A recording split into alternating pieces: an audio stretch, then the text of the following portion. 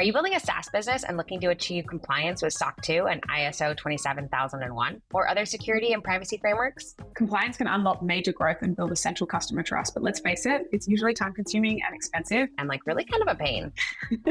That's where Vanta comes in.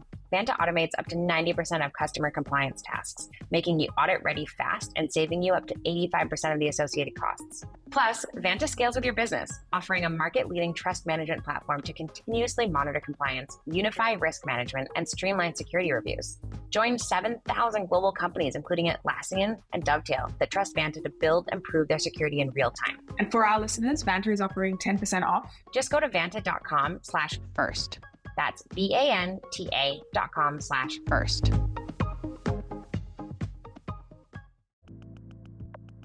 Hey everyone, welcome to the Climate Tech podcast by Climate Salad, the mix where we talk about stories of people building these big, amazing climate tech solutions. Today we're going to be speaking to Anastasia Volkova from Regrow. And I've been working with Anastasia for many years, and it's been amazing to see that incredible journey. One thing I love about this podcast is how it just tracks this incredibly complex system and data, and it just brings it down to helping a farmer make a better decision on a daily basis. What are your thoughts, Charlotte? I think Anastasia is incredibly inspiring, and we often celebrate these huge milestones like the 50 million raise that she had recently. And, to think of Regrow in just that context of just a huge raise is to dismiss the incredible solution she has with Regrow, the power to empower farmers on the land to make better decisions, to be those climate activists. Agriculture is responsible for a quarter of our global emissions, and we can't reduce that effort. We have to do more of it to feed a growing population, and it's going to take all the solutions. So I loved learning more about Anastasia's solution. Fantastic. Let's listen to what she has to say. Great to be here with you guys. As you already heard, the listeners, the introduction, I'm Dr. Anastasia Volkova. I started a company originally called Pluralsight in Australia 6 years ago, which after 2 mergers, acquisitions with other wonderful companies has become a leader in decarbonizing agriculture under the brand Regrow Ag. And I can't wait to tell you more about it. Anastasia, can you tell us more about Regrow's solution that empowers farmers to fight climate change? So the way to think about climate change generally, you think about industries that are emitting, industries that are not very positive for the environment. And unfortunately, agriculture in its conventional industrial form ended up on the list of those industries. So about a quarter of emissions, or down to 11%, depending on the country or the metric you use to quantify, out of all of emissions comes from agriculture. And so from the industry that we expect to actually heal the planet and feed us and nurture the land and the waterways that through stewardship give us the opportunity to actually live, giving us nourishment.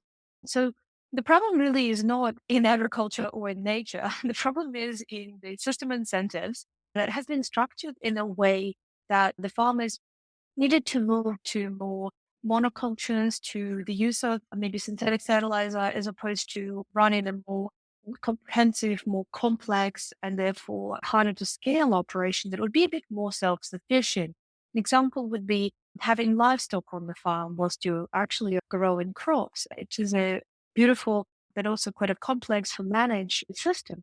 And a lot of farms in Australia actually are mixed cropping and grazing, but in other countries where the agriculture is even larger at scale, it's Brazil and the US, that is it's a rare case to have this mixed system.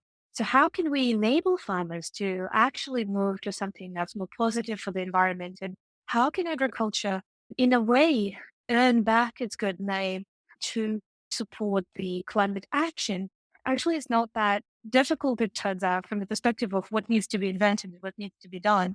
In this case, we don't need to invent, additional rocket science. Yes, soil science is complicated, but in the essence, going back to more traditional inclusive methods of farming that keep the soil covered, that keep the rotation very diverse of crops that are grown, or keep the animals on the land, as opposed to really creating two separate systems where the crops are grown and where the animals are raised in different places. And then that creates obvious challenges and issues with how that can be circular in its own right.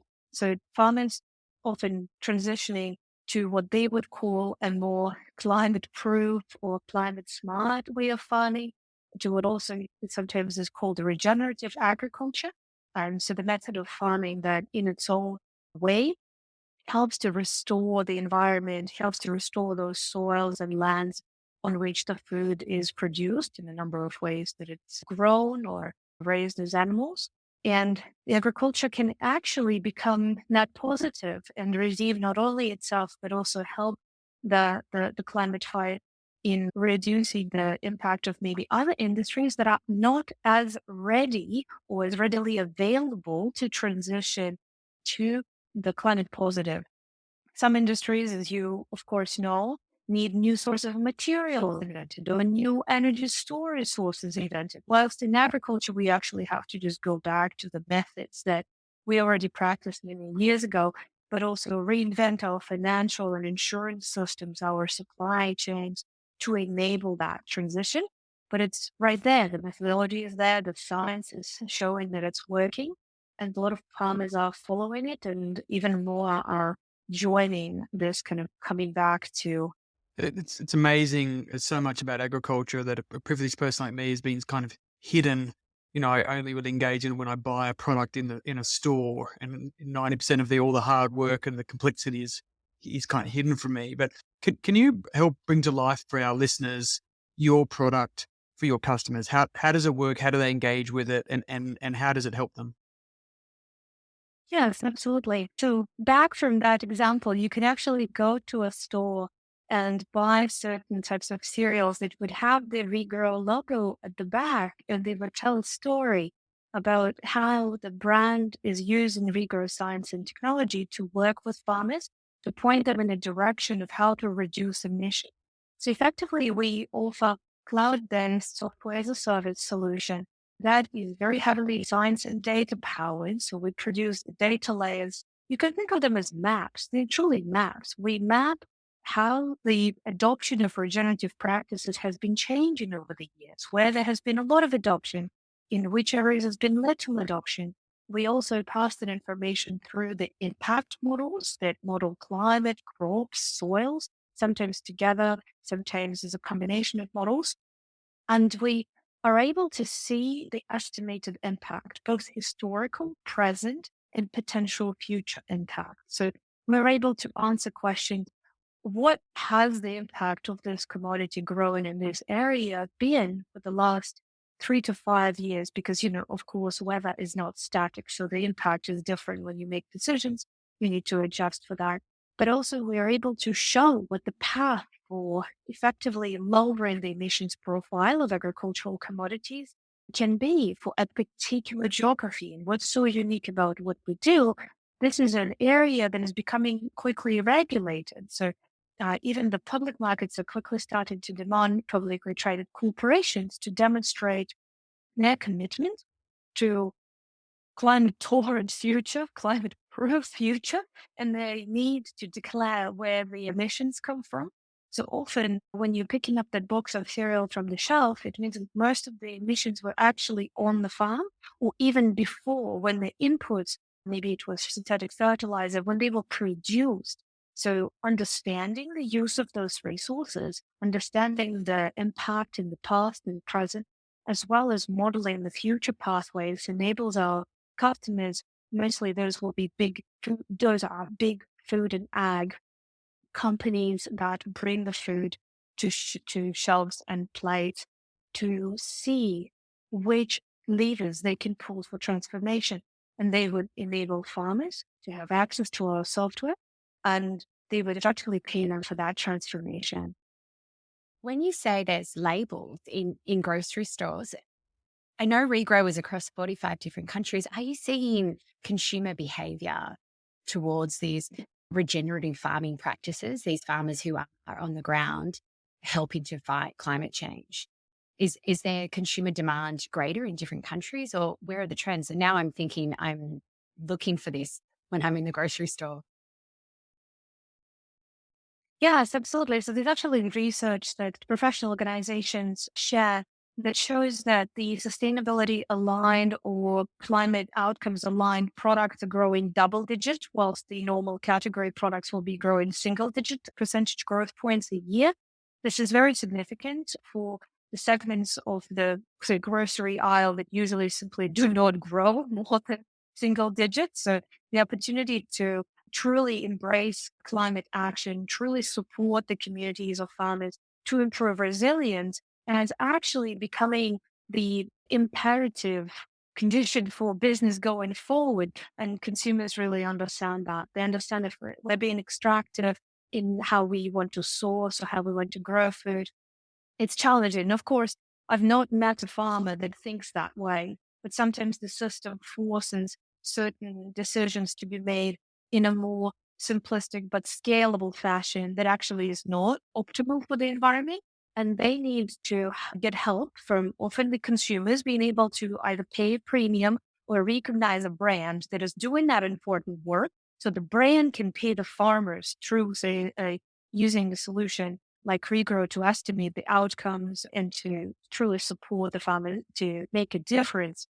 That transition is what we're seeing consumers play an important role in. I'd love to dig into something that Charlotte raised there about the differences around the world. There are some technologies which are kind of obvious. You don't have a petrol car, have an EV. Growing food is so complicated but important because it feeds people, but it also economically for a lot of the people that we need to have a just transition for climate, it is their livelihoods. A lot of small plot holders, and they may not have access to information and satellite data and all these things.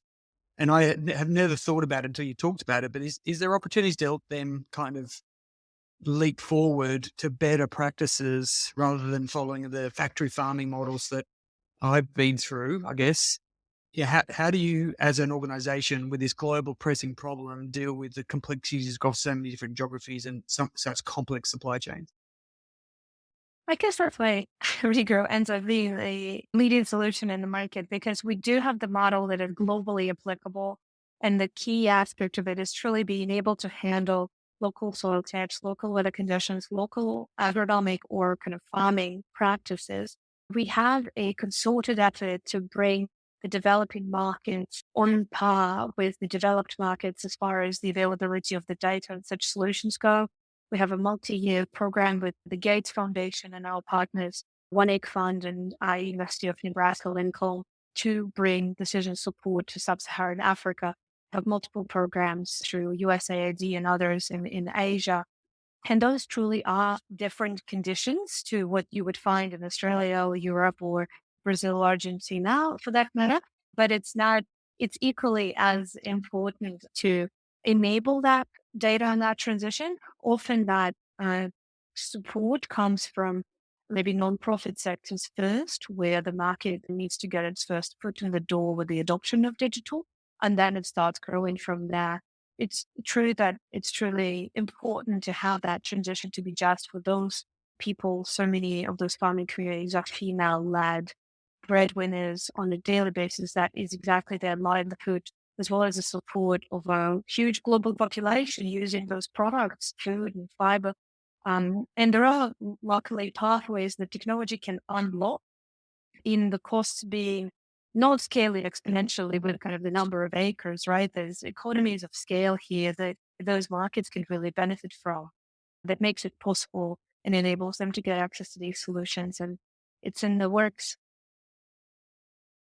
I do love the agri-tech solutions area because we are going to do, and we will need to do more of it, not less of it, to feed this growing population and to support these livelihoods. And as you mentioned, Anastasia, a lot of them are women, and I wasn't aware of that. I think typically I think of Australia as, men on the land with chinos and a blue collared shirt and a kubra.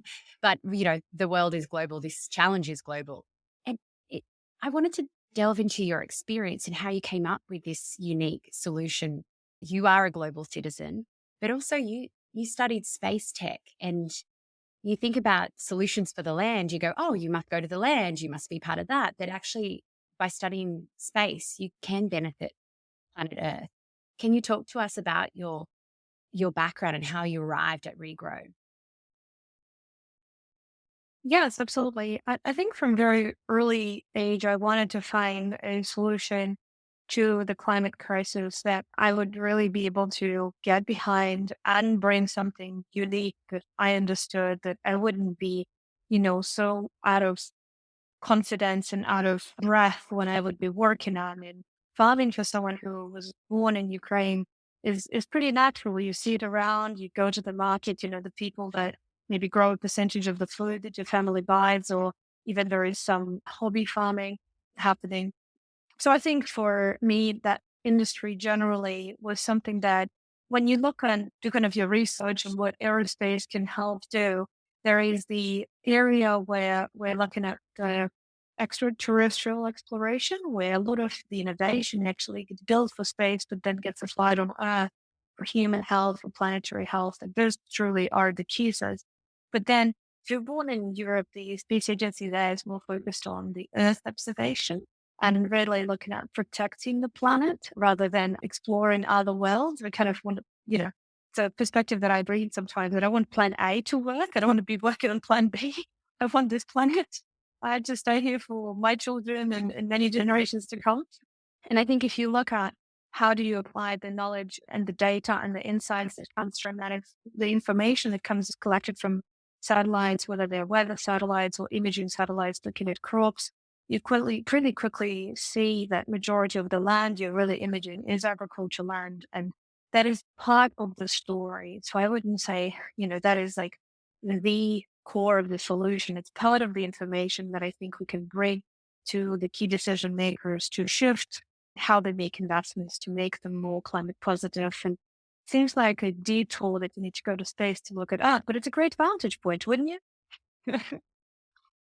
Yeah, absolutely. I still on my bucket list to go and have a look at that one day from space, but not because I'm leaving the planet, but because I'm just loving being here. So fingers crossed about that one. Something I'd love to dive into around that is the data. Something I've really noticed is obviously as climate change is affecting us, the past data is becoming less reliable, and you're developing brand new data that's applying models. You're talking about three different complexities around data to arrive to a decision which a farmer can use to take a different action. Yeah, how can you talk to us a bit about how you try to process that complexity of data and bring it down to something which is actionable? I think it always starts with what is a human decision here? Like, it's not really about the story that the doctor is telling, because we only need so much information to make a decision. It's really important to understand the decision. So we would help them plan by giving them the projected outcomes. Maybe the first time that they're seeing an estimate of the emissions profile on their land based on this modeling, based on this data collection. If they have data, they can add it to the system. And I think what's fascinating for them is looking at what happens, what are the potential scenarios, what is the assumption that model makes, are those assumptions true? Agriculture is so incredibly personal. So we kind of provide a framework, and I often like to refer to it as a decision support system. We don't provide answers, we provide the engine that helps you get the answers, but you need to know what questions you're asking. And good software should be, good workflow. So of course we need to make it simple for them to add their data, to customize the scenario to what they know is true for their land, and then get the answers that are informative. The same thing applies if we're not just looking at the farmers that are an incredibly important user group for our software, but also at the companies that are taking climate action, that need to understand how effective their programs have been and how to make decisions around very effective programs, how to get on the path to net zero, what investments are required. I did want to ask about the empowering farmers to reduce emissions and understand their emission profile in the different scenarios. Could you talk about the ability for the agricultural sector to also sequester carbon? Is that a possibility for these growers?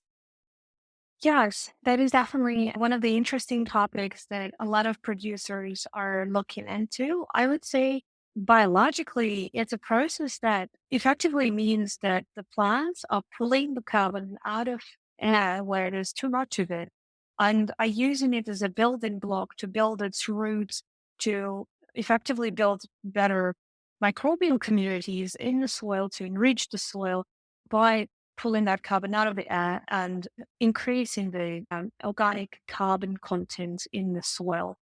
That process is catalyzed by rainfall, it's catalyzed by good crop rotation, it's catalyzed by using no-till farming practices, which means that you are planting without cultivating or turning over the soil that disrupts the process that the microbial communities are building under the soil surface. And because of all of these aspects of what the texture of the soil is, what the climate is, the potential for carbon sequestration in the soil is very localized. So you would have a much higher potential and higher rainfall zones, a little bit lower potential or a steep or less steep sequestration curve in drier areas.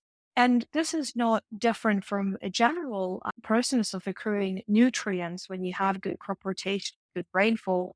So yes, of course, the farmers are able to access that as a part of their natural system, that if they enhance it, those are the levers they can pull. They can reduce the amount of inputs they put into the system and enhance it to a point where it's healthier and therefore is building more organic carbon in the soil, improving the soil texture, quality, water holding capacity, which then become vital to becoming really resilient against some of the weather challenges that we have been having for the last few years, right? The endless floods following the drought, and then no one even knows what's going to happen now. So those regenerative farming techniques, there's no-till, cover croppers, really they're reaping the benefit now, and that soil organic carbon is what enriches the soil. I would say that the farmers need to look at it holistically, of course, and look at the nutrition profile and at the water holding capacity. And soil organic carbon is kind of like a parameter you can measure. Now, but then the whole outcome as the system is what you're looking for. Anastasia, farming was like this back in the day, and this was, but then there was this sort of scaling opportunity, and it became, mono crops, and those practices were lost. Do you know the profile of agriculture generally, and how much this percentage is going back to these regenerative practices, going back to this way and using the regrow tools? That's spot on. That's exactly how what we have as a business model, right? Like we produce those data layers by mapping the practice adoption, and it's mapping it historically and at present and into the future. So we're actually seeing these acres convert in near real time. We can actually see people adopting the practices. Again, this is all, of course, anonymized. We don't know who farms that land. We just look at the landscape and we see what the impacts are. We help people see that data in that abstracted and anonymized format at a group stage. So you'd be looking at the state metric, or you'd be looking at the valley or watersheds. You'd be looking at a particular farm, unless you farm it, or unless you've contracted with someone who you'd share the data with, and you'd say, these are my fields. You can look at them, because then you can make the payment of premium to me, because I'll prove to you that I'm doing good practices. I would say we're starting to see the reverse trend starting to happen. But of course, there's a lot more financial support that is holistic. So, having the banking system recognize how important these resilient practices are to provide cheaper loans to farmers, cheaper insurance, and at the same time, support the food companies that are trying to front the cost by bringing this ecosystem along. Because, of course, in this inflationary environment where we have the disruption of the food system, it's hard to expect a certain group of companies to fund it alone. It needs co-investment. And that co-investment is what will move the needle. We see areas where there's good incentives from the government to adopt these practices already being at a much higher adoption than in areas where there haven't been investments available. So there's definitely the public and private component there at play as well. And we see that with the investment amount becoming more available, more and more farmers are indeed looking to convert, to become more resilient. Yeah, I'm curious about that on where agriculture is globally in the journey from past practices to sustainable practices? Are they still early and there's a bit of fear and risk in it, or are they progressed and they're like, we get it, we've got to get there, let's just get to it? Like, what's your sense of the? I know it's hard globally.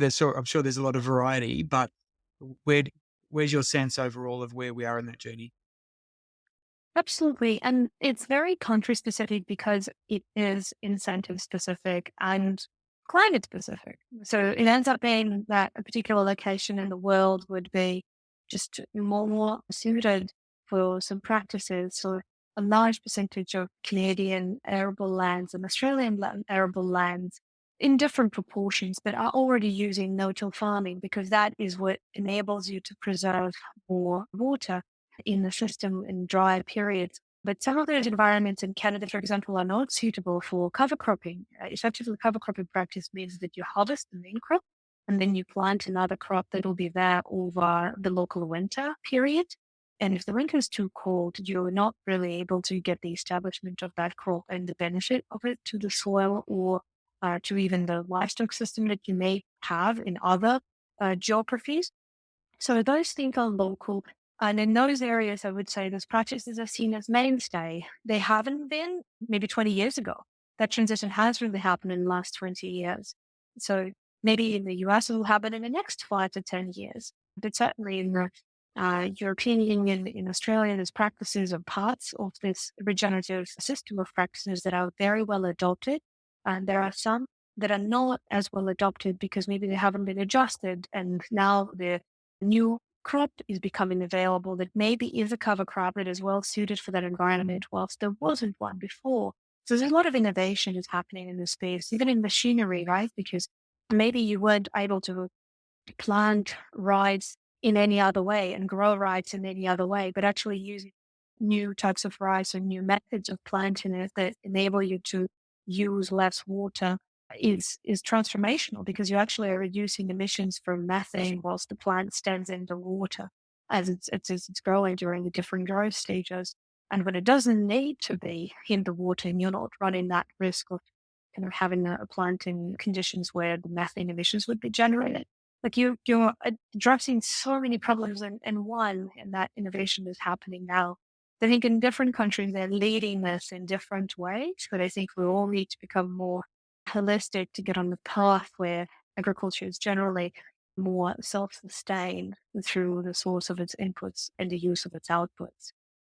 I mentioned before you are a truly global citizen and your product is across 45 countries. How and where was the fastest adoption of Regrow solution? And how do you expand globally? And how have you been able to do that so well? So quite a few questions there. Yeah, so we have a few solutions, and some of them are globally available, and some of them are offered to key markets. So the way that would work is obviously to get the solution out. We're considering how can we make it so scalable that we don't have to put too much effort into calibrating it and adjusting it to every single environment. So agronomic decision support tools, they're more crop related. And if we're able to get the global soil and weather data, plus of course the local remote sensing, we're able to do a decent job in translating the information to a locally suitable context that then means that people in 45 countries can use it. Some of that is achieved through global partners. So would make partnership with a global organization that wants its group of customers that are agronomists and farmers to have access to these solutions. And that's how we would access that scale through them. Usually as a business, we try to often always stay in line that we're the strongest in. So if we're really strong in delivering our solution in science, this means that we should really try to leverage the existing channels that agricultural market has built or the food market that has built that we can be a part of because we're delivering the value to the company that's initially built that channel and built that distribution network. So that's one angle to it. And the other angle is some of the solutions do require more calibration and validation in local markets. And in those cases, we work with our biggest customers. We also look at our company strategy and look at the impact that we can make and try to really front load those areas, those markets, those ecosystems where we can make the most impact within our lifetimes.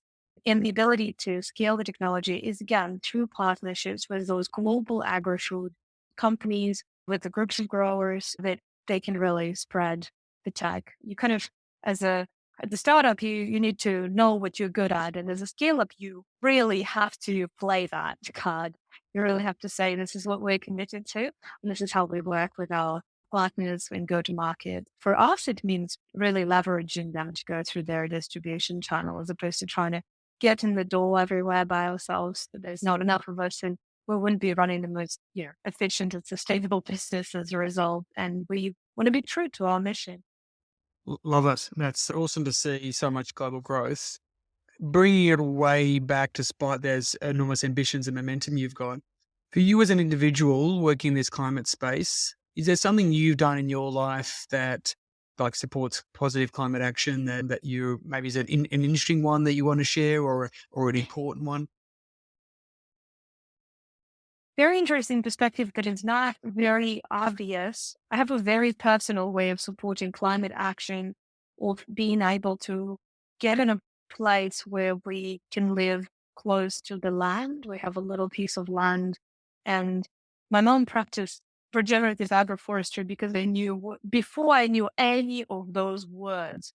And getting her out of Ukraine and to live with me in the US now, and giving her the ability to do that again and in a different way in absolutely harsh conditions is really the best learning lab for me to continue to be very grounded in how hard these things are, how timing plays a really important role, but how you can make monumental changes if you're dedicated, even over a short series of steps in a short period of time, you can really make a big impact. Of course, it's easy to get impact when it rains, and it recently rained a lot. So a lot of visible change. So it's a very personal climate action opportunity where even everything from the household gets used into that in that regenerative system outdoors. And I think it's something that many people probably have more access to through community gardens that they know they can really be part of this small solution that can be practiced and worked into their daily routine. I couldn't agree more. I love using my old vegetables and growing them again. And the kids get such a kick out of it. Like, look, the celery's now growing again. And that's my tiny micro level of regenerative farming. It is so tiny. Anastasia, you have such a wealth of knowledge in terms of climate solutions and climate facts. What is an interesting climate fact that you didn't know, but were amazed to find out on your entrepreneurial journey? There is a number of facts that I think are just incredible that enumerate the current impact of what we have. I would generally recommend reading Bill Gates' book, How to Avoid the Climate Disaster, because it dives into some really awesome new solutions for certain industries. I don't think it dives as much into agriculture outside of livestock specifically, but generally it's a really good book to understand what a green premium is.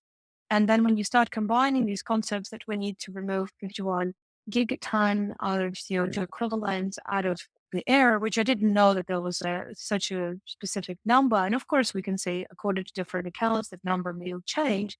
But I think we as people are wired now to think that if there's a goal, we can set the goal and we can make the path to the goal. It's very empowering. And being able to answer the question of what is the percentage of those 51 tons you can take down, it's very important and very motivating to look for really impactful solutions in climate. Thanks. I agree. I think also I would encourage people to look at the combination of Drawdown, the book, because it does go into the actual value of silver pasture and regenerative agriculture and the importance of that as well. I think both those combined I found really, really compelling. You've been on an incredible journey as a founder and as a scientist. Is there advice that you like to give to entrepreneurs who are pursuing climate solutions that might help them in their journey? The advice that I would give a younger self would be to get on with the inevitability of the need of a climate action sooner. When I was 16, I was thinking, okay, but the world seems to be on fire. The adults don't seem to be noticing. What is going on? And there is no path for me to even work on this. I need to go and get a technical degree so I'm suited to work on challenging problems in the world, because I think that's how we'll arrive to impact. And eventually it happens. But I'm just amazed at the fact that now, not that many years later, we got to a point where we actually have an emerging climate tech industry as a part of the startup segment of industries, and the ability for people to choose to work on climate and choose the career in climate is urgent. It is an option right now.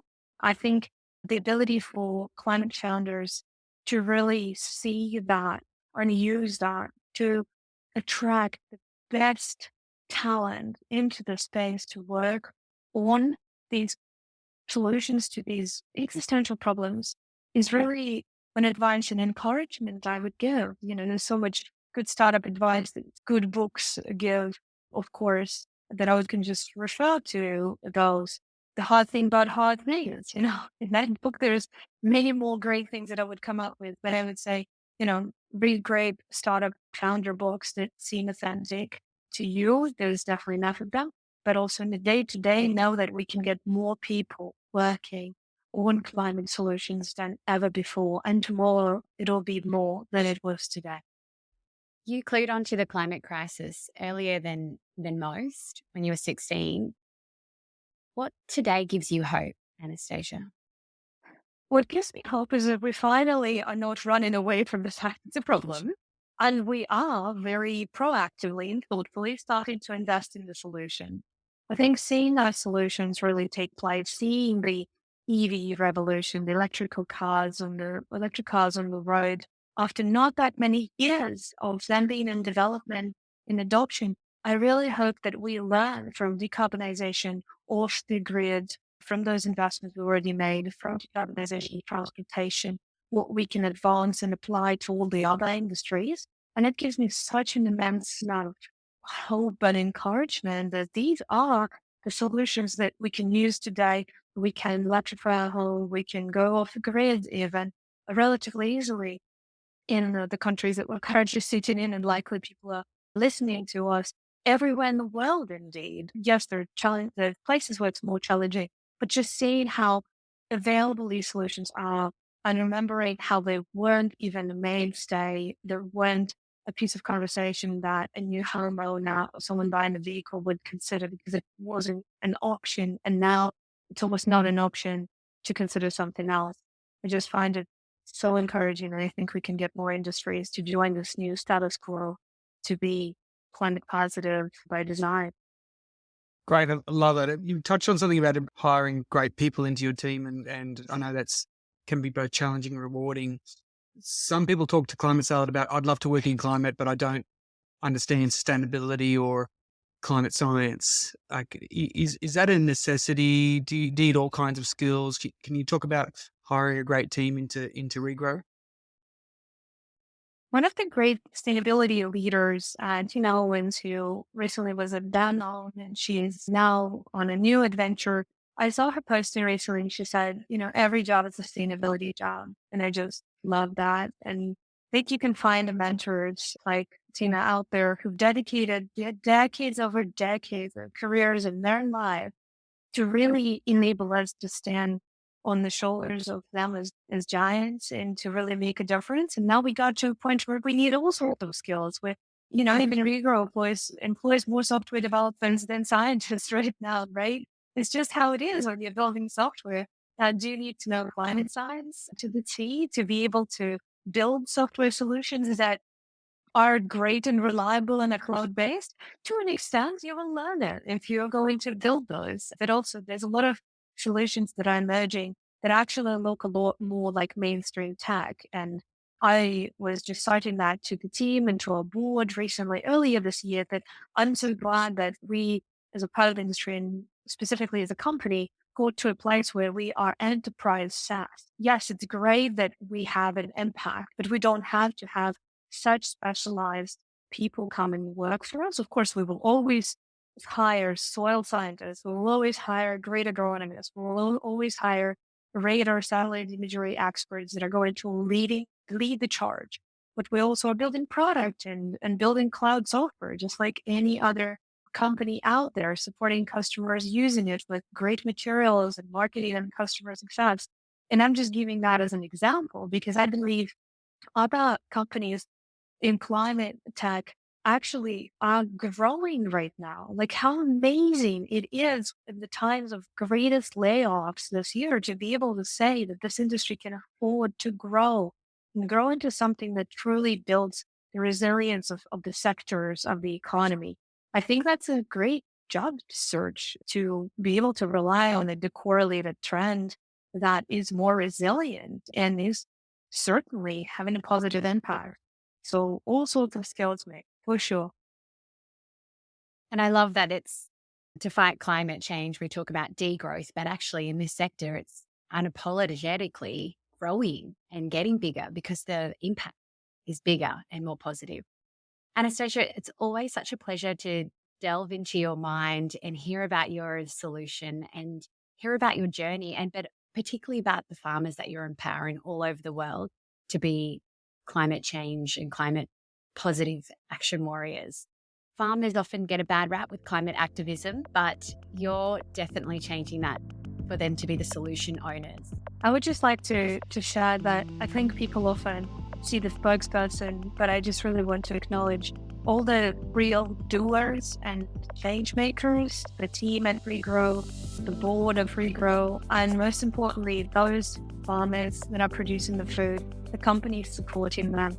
Those are real climate activists, and I'm just so privileged to really serve them with my relentless energy, wanting to get this solution through an out to scale.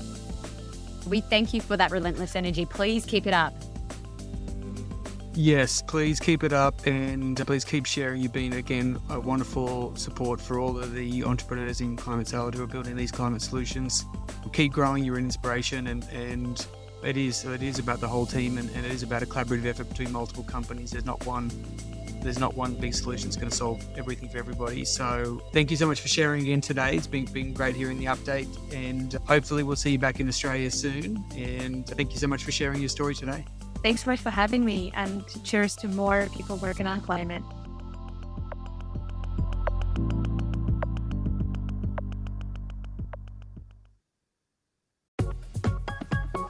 Are you building a SaaS business and looking to achieve compliance with SOC 2 and ISO 27001 or other security and privacy frameworks? Compliance can unlock major growth and build essential customer trust, but let's face it, it's usually time-consuming and expensive. And really kind of a pain.